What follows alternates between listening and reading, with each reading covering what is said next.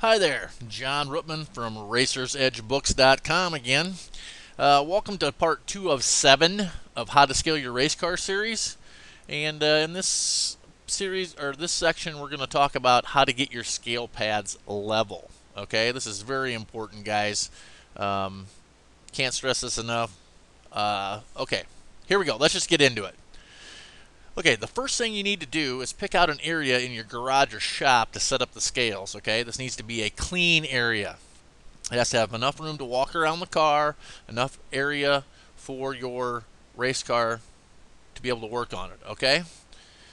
You might need some jacks. You got to have room for the scale pads, other equipment, okay? So just make sure it's a nice, large area to be able to scale your race car, all right? Next, you need to mark the spot where all 4 scale pads are going to sit. Okay, I'll show you a picture here in just a little bit about how we actually did it in order to make that work. But you need to mark each spot so that you can put that pad in that exact same spot every time. Remember we talked about the consistency thing before? In the previous video, well, this is part of the consistency thing. Mark that spot, all right? This is critical, okay?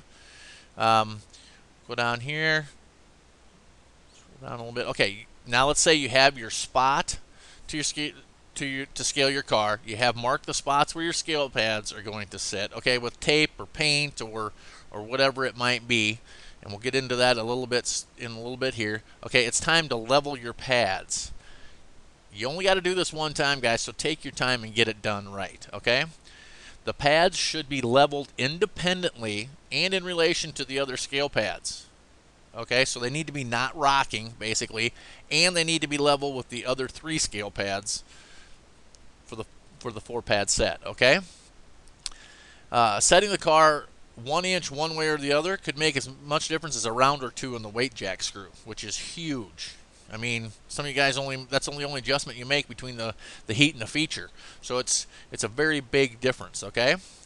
Now, a laser level with the beam turned horizontal is a great way to level your scale pads, okay? Just go around the 4 sides of the pad, shoot a beam across the pad.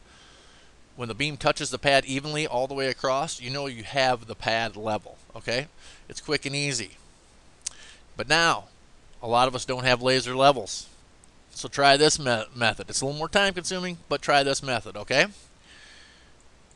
What you need to do is tape a string to the center, front, or center of the left or right side of the scale pad. Run it across the top of the pad to the other side of the farthest edge of the pad, okay? Pull it snug and tape it, okay? Do it to the same side. Just keep putting strings across until you get a figure that looks like this, okay? Now, here is how we marked where our scale pads needed to go. See the red here? So it's marked. This is where the scale pad goes. So basically we put paint on the floor. We aerosol canned paint on the floor. Some guys use tape, whatever it might work, so that you know where that pad's got to sit exactly. Okay? So we did that for all 4 pads. And then you run the string across from pad to pad. Okay? This way, and then you look at the string, and I'll get into that now, okay? Look carefully across the string, okay? It should rest lightly across the face of each scale pad without any space, okay? If you find gaps or raises or something like that, something needs to be done. Here is an incorrect view, okay, of how the string should lay. See the gap right here between the string and the scale pad on the right side? It needs to be raised up just a little bit. The whole thing needs to be raised up. The whole pad needs to be raised up just a little bit in order for it to be level with the other scale pad. All right? Here's the correct view. This is how the string should lay. It should just lay right across the face of the scale pad and go all the way across to the other one, laying across the face of the scale pad. No gaps. All right? Now, if you see one with a view like this, you know that this scale pad is higher than the other ones in relation to it, okay? So what you need to do first, of course, is take a after you've got this done, take a carpenter's level and level the high pad from front to rear. Okay, so this pad right here is what you're going to start with because it's the highest one, and we're going to raise the other ones up.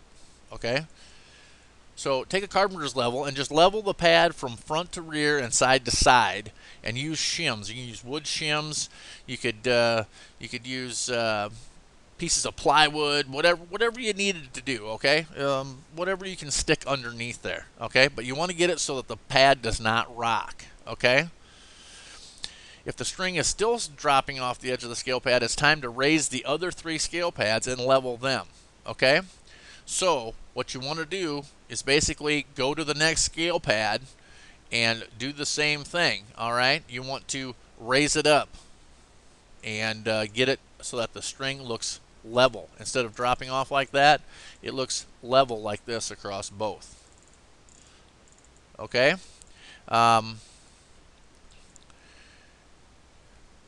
be sure you mark notes on your shims for each corner, okay? So that you know exactly where the shim goes, where it's supposed to be, so that you can just stick these shims underneath your pad next time. You can probably throw a level on it and you're good to go. You don't even have to do the string thing every time or anything like that. You just know what's going to happen, okay? A quick tip on this: instead of jacking up your car and setting it down on the scale pads, you may want to consider some sort of ramp or block behind each of the scale pads. They don't have to be anything special, just something you can roll the car on or off with, okay? What we did is we constructed our own ramps out of blocks of wood, okay? What we did was took a 2x10, 2x12, I don't remember exactly what it was, and we cut it into 4 3-foot sections, and we set that right behind the scale pads, okay? When that was right behind the scale pad, you had to roll it and rock it up onto the scale pad a little bit, but it worked good because you could just roll it off and then roll it right back on in order to zero your pads and that type of stuff, okay? One other thing I forgot to mention earlier is if you have some old pieces of tile, okay, floor tile that are a foot by foot, okay, take those and slide those under the pad if you're trying to lift the complete pad up. Those work great to slide underneath the complete scale pad and raise the complete scale pad up so that it's good and level. You don't want to raise it up a foot or anything like that with those, but raise it up a half an inch or something like that with those things. It works perfect. Or plywood, whatever you might have, okay, and use that and go from there. But that's the easiest way to get them level. Work on that. Take your time to get that done because that's going to be very critical in your race car setups in the future. Excuse me, in the future. So anyway, that's it for part 2 of the series.